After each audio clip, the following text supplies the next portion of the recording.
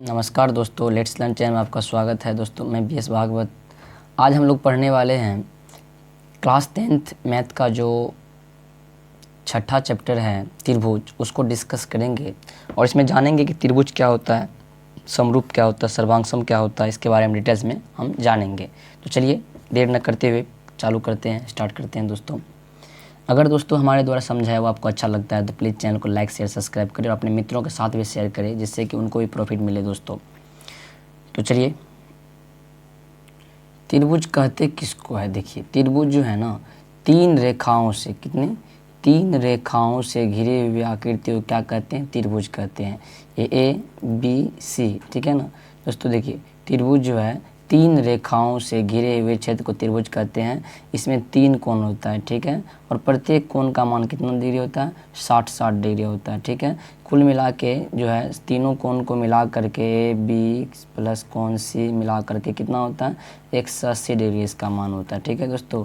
इस कोण का मान ए का मान 60 डिग्री, बी का मान कितना हो गया, बी का मान 60 डिग्री और सी का मान कितना होता है दोस्तों, 60 डिग्री, ठीक है। कुल मिला के कितना हो गया, 180 डिग्री हो गया। तो हमने जाना कि त्रिभुज में कितने तीन शीर्ष होते हैं, तीन भुजा होते हैं, ठीक है, और तीन कोण होते हैं, ठीक है। तो चलिए त्रिभुज समझ में आ गया। दोस्तों त्रिभुज के कई प्रकार होते हैं, ठीक है ना। समकोण त्रिभुज, अधिक कोण त्रिभुज, निम्न कोण, वो सभी हमको नहीं पढ़ना है इसमें, ठीक है। इसमें हमको जानना है कि समरूप क्या होता है, सर्वांगसम क्या होता है। यहाँ पे त्रिभुज के प्रकार के बारे में नहीं जानना है हमको, ठीक है दोस्तों। एक तरफ लिखूंगा मैं सर्वांगसम, ठीक है, सर्वांगसम, और दूसरी तरफ लिखूंगा समरूप। इसके बारे में हमें डिटेल्स में जानने की ज़रूरत है दोस्तों, ठीक है। सर्वांगसम क्या होता है, समरूप क्या होता है। दोस्तों सर्वांगसम को अंग्रेजी में कॉन्ग्रुएंट बोलते हैं और समरूप को सिमिलर बोलते हैं, ठीक है। अब देखिए सर्वांगसम का मतलब क्या होता है। देखिए सर्वांगसम का मतलब होता है कि एक जैसा, क्या होता है, एक जैसा, ठीक है, मतलब एक ही, ठीक है। और समरूप, सर्वांगसम का मतलब होता है एक जैसा यानी कि एक ही, और समरूप का मतलब होता है दिखने में एक जैसा परंतु बराबर नहीं। क्या होता है दोस्तों, दिखने में एक जैसा परंतु बराबर नहीं, ठीक है, समझ में आ गया। जिससे दोस्तों इसका एग्जाम्पल है, समरूप का एग्जाम्पल है। देखिए ये एक समबाहु त्रिभुज है, ठीक है। इसका मान लीजिए मान 60 डिग्री, इसका 60 डिग्री, इसका 60 डिग्री है, ठीक है। ये समरूप त्रिभुज है, ठीक है, समबाहु त्रिभुज है, पी क्यू आर, ठीक है। और ये भी एक त्रिभुज है, ठीक है। दोनों दिखने में दोस्तों एक जैसा है परंतु ये बराबर नहीं है। ये भी 60 डिग्री है, ये भी 60 डिग्री है, ये भी 60 डिग्री है, ठीक है ना। इसका नाम मान लीजिए ए बी सी, ठीक है। दोनों देखिए क्या कर रहा है, दिखने में तो दोनों एक ही जैसा है परंतु ये बराबर नहीं है। इसे क्या कहते हैं हम लोग, समरूप कहते हैं, ठीक है। चलिए सर्वांगसम का एग्जाम्पल लेते हैं। जैसे मान लीजिए एक वर्ग है, क्या है ये एक वर्ग है, ठीक है। देखिए ये भी एक वर्ग है, इसकी भुजा मान लीजिए 5 सेंटीमीटर है, इसकी भी 5 सेंटीमीटर, इसकी भी 5 सेंटीमीटर, इसकी भी क्या है 5 सेंटीमीटर है, और इसकी भी 5 सेंटीमीटर भुजा है, और इसकी भी 5 सेंटीमीटर है, और इसकी भुजा भी क्या है 5 सेंटीमीटर, ये भी 5 सेंटीमीटर। दोस्तों इसका नाम ए बी सी डी, इसका नाम रख दीजिए दोस्तों पी क्यू आर एस, ठीक है। यानी कहने का मतलब ये दोनों जो है ना सेम है, दोनों क्या है, सेम है, तो इसीलिए ये सर्वांगसम हो गया। सर्वांगसम को ऐसे दर्शाते, ठीक है, कॉन्ग्रुएंट को, याद रहेगा। ये सर्वांगसम है दोनों। दोस्तों देखिए दोनों एक जैसा ही है, एक ही है, समझिए क्या है, दोनों एक जैसा ही है परंतु देखिएगा ना, तो ये सर्वांगसम हो गया। दोनों जब एक जैसा हो तो क्या होता है, कॉन्ग्रुएंट यानी सर्वांगसम होता है। और समरूप कब होता है, दोनों दिखने में एक जैसा हो परंतु बराबर नहीं, उसे क्या कहते हैं हम लोग, समरूप कहते हैं। समरूप को ऐसे दिखाते हैं, इस चिन्ह से दिखाते हैं, ठीक है, और सर्वांगसम को इस चिन्ह से दिखाते हैं। आशा है दोस्तों समझ गए होंगे। सर्वांगसम और समरूप में कोई कन्फ्यूजन नहीं है। चलिए अगर दिक्कत है तो फिर से वीडियो को देखिए, आशा है कि आप ज़रूर समझ जाइएगा फिर दोबारा देखने के बाद। मान लीजिए दोस्तों अगर आपको जानना है कि ये समरूप कैसे है, तो देखिए कैसे पहचानिएगा समरूप है। तो मान लीजिए एक दो त्रिभुज बनाते हैं, ठीक है, ये त्रिभुज एक हुआ और एक त्रिभुज ये बना लिए, ठीक है, दो त्रिभुज बना लिए, ठीक है। तो देखिए समझिए यहाँ इसका नाम P, इसका Q, इसका R, ठीक है। इसका A, इसका B, इसका C ले लीजिए। मान लीजिए ये भुजा आपका 60 डिग्री है, ठीक है। तो ये भी कितना होना चाहिए, ये भी 60 डिग्री होना चाहिए। ये भुजा मान लीजिए आपका कितना है, 30 डिग्री है, तो ये भी क्या होना चाहिए आपका 30 डिग्री होना चाहिए। तब ये क्या होना चाहिए, देखिए जब दो भुजा पता हो तो तीसरी भुजा अपने आप क्या होता है वो पता चल जाता है, ठीक है ना। तो 60 30 कितना हो गया 90, और जानते हैं त्रिभुज का तीनों का मान कितना 180 डिग्री होता है। 90 ये है तो इसका मतलब ये अकेले क्या हो जाएगा, ये दोनों मिलाकर के ये 90 होगा और ये भी 90 हो जाएगा तब, ठीक है। तो यहाँ से क्या समझ में आया कि ये त्रिभुज जो है ये समरूप है। त्रिभुज PQR जो है वो किसके समरूप है, समरूप है त्रिभुज ABC के क्या है, ये समरूप है, ठीक है। यानी कहने का मतलब हुआ कि चलिए तो ये तो समझ गए कोण के कोण बराबर कोण हो तो समरूप होता है। अब जानते हैं कि जब भुजा बराबर भुजा हो, ठीक है, भुजा का अनुपात बराबर हो। जब मान लीजिए एक त्रिभुज है, चलिए लेते हैं यहाँ पे एक त्रिभुज है, समरूप होने का नियम बता रहा हूँ आपको। त्रिभुज है, फिर ये दूसरा त्रिभुज है, तो ले लीजिए इसका नाम A, इसका B, इसका C, इसका ले लीजिए DEF, ठीक है। तो लीजिए भुजा का अनुपात क्या होना चाहिए, बराबर होना चाहिए। 2 इसका, ये मान लीजिए 3 है, ये 5 है, और ये 4 है आपका, और ये कितना है, ये 6 है, ये 10 है। तो क्या लिखना होगा आपको कि AB बट्टा DE बराबर क्या हो जाएगा, AB का मान कितना है 2 बट्टा DE का मान कितना है दोस्तों, AB बट ये वाला इसके बराबर AB बट्टा DE का मान 4 है, तो 1 दूनी 2, ठीक है, 1 बट्टे 2 हो गया, ठीक है। चलिए फिर निकालेंगे इसको AC। अब लिखेंगे AC बट्टा क्या होगा, इसके बराबर ये AC बट्टा क्या हो जाएगा DF। तो AC का मान कितना है 3, DF का मान कितना है 6, 3 दूनी 6, यानी 1 बट्टा क्या हो गया 2। फिर चलिए देखिए ये दोनों भुजा बराबर है, दोनों भुजा जो है क्या है, दोनों भुजा का अनुपात जो है बराबर है। चलिए अगला चलते हैं। BC बट्टा क्या होगा, BC बट्टा हो जाएगा EF, ठीक है। तो देखिए BC का मान कितना है 5 बट्टे 10, 1 5 दूनी 10, 1 बट्टे 2, यानी क्या है इस सभी का, इसका भुजा जो है ये सभी क्या है एक ही अनुपात में है, ठीक है। यानी कि ये क्या है, ये त्रिभुज क्या है, ये समरूप है। यानी कहने का मतलब हुआ कि त्रिभुज ABC समरूप है किसका, त्रिभुज DEF का, ठीक है। आशा है कि दोस्तों आप समरूप कैसे होता है हमने बताया, कोण समरूप कब होता है और भुजा जब बराबर हो तब समरूप कैसे होता है, हमने ये दोनों नियम आपको समझा दिया। इस चैप्टर में इतने बात था, और चलिए कुछ भाषा में भी लिखा देते हैं आपको जिससे कि याद रहे आपको। चलिए नोट करवा देते हैं, लिख लीजिए नोट में आप लोग। तो दोस्तों परिभाषा लिखते हैं हम लोग कि समरूप आकृति क्या होता है, समरूप आकृति देख के दे देते दोस्तों, वीडियो लंबा हो जाएगा इसीलिए हम क्या करते हैं वीडियो को पॉज करके जो आपको लिख के दे देता हूँ जिससे आप लोग नोट कर लीजिएगा। दोस्तों दो ज्यामितीय आकृतियाँ समरूप तब कही जाती है, ठीक है ना। समरूप आकृतियाँ क्या होता है, देखिए दो ज्यामितीय आकृतियाँ समरूप तब कही जाती है यदि उनके आकार समान हो। क्या हो, यदि उनके आकार समान हो तो क्या कही जाती है, समरूप आकृति कही जाती है। दो ज्यामितीय आकृतियाँ समरूप तब कही जाती है यदि उनके आकार क्या हो, समान हो, ठीक है।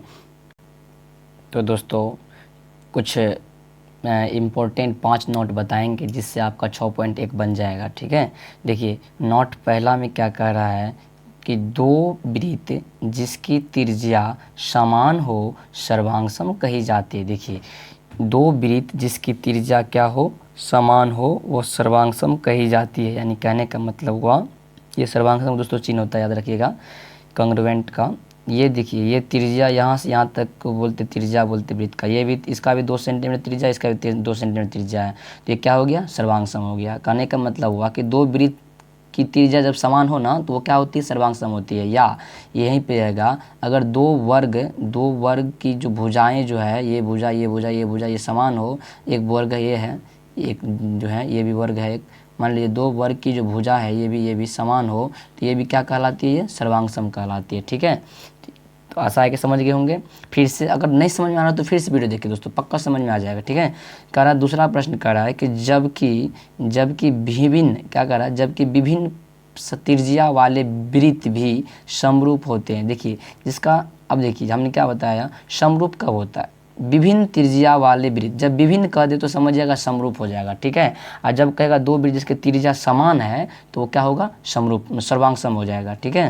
और जब विभिन्न कह दे या भिन्न भिन्न कह दे तो वहाँ पे क्या मारिएगा आप, समरूप मार के आइएगा, ठीक है। चलिए अभी सवाल दिखाएंगे आपको, प्रश्न जो आएगा बुक में दिखाएंगे आपको, पहले इसको नोट को देख लेते हैं। जबकि विभिन्न त्रिज्या वाले वृत्त भी समरूप होते हैं, विभिन्न का बात कर दे तो समरूप मार के आइएगा, ठीक है। समरूप का चिन्ह ये होता है, ठीक है, ऐसे बना लीजिएगा आप लोग। चलिए ठीक है, नोट 2 में क्या कह रहा है कि, नोट 2 में क्या कह रहा है, देखिए प्रश्न के दोस्तों कि भिन्न भुजा वाला वर्ग समरूप होते हैं। भिन्न भुजा वाला जो वर्ग होता है वो क्या होता है, समरूप होता है। देखिए ये वर्ग है, ये भी मान लीजिए वर्ग है, इसका मान लीजिए 2 सेंटीमीटर, ये भी 2 सेंटीमीटर, ये भी 2, ये भी 2 सभी। देखिए तो यहाँ देखिए ये तो देखने में तो एक जैसा है, पर ये क्या कहते हैं, ये और ये दोनों अंतर है, ठीक है ना, अलग है, ठीक है। तो इसीलिए क्या हो जाएगा, समरूप हो जाएगा। चलिए नोट 3 में कह रहा है भिन्न भिन्न भुजा वाला समबाहु त्रिभुज समरूप होते हैं। जब भी भिन्न का बात कर दे तो क्या हो जाएगा आपका, समरूप हो जाएगा। यहाँ भी भिन्न वाला बात आया है, भिन्न भिन्न या विभिन्न कह दे तो समरूप हो जाएगा, ठीक है, समरूप हो गया। भिन्न भिन्न भुजा वाला समबाहु त्रिभुज क्या होते हैं, समरूप होते हैं, ठीक है, भिन्न भिन्न भुजा हो गया। वहीं कहता है सेम भुजा वाला समबाहु त्रिभुज क्या होता है, सर्वांग सम होता है। सेम कहता समान रहता तो सर्वांग सम हो जाता, भिन्न भिन्न कह रहा तो क्या हो जाएगा, समबाहु हो जाए, सॉरी क्या हो जाएगा, समरूप हो जाएगा, ठीक है। चलिए नोट 4 में चलते हैं। सर्वांगसम, सर्वांगसम आकृति सदैव समरूप होते हैं।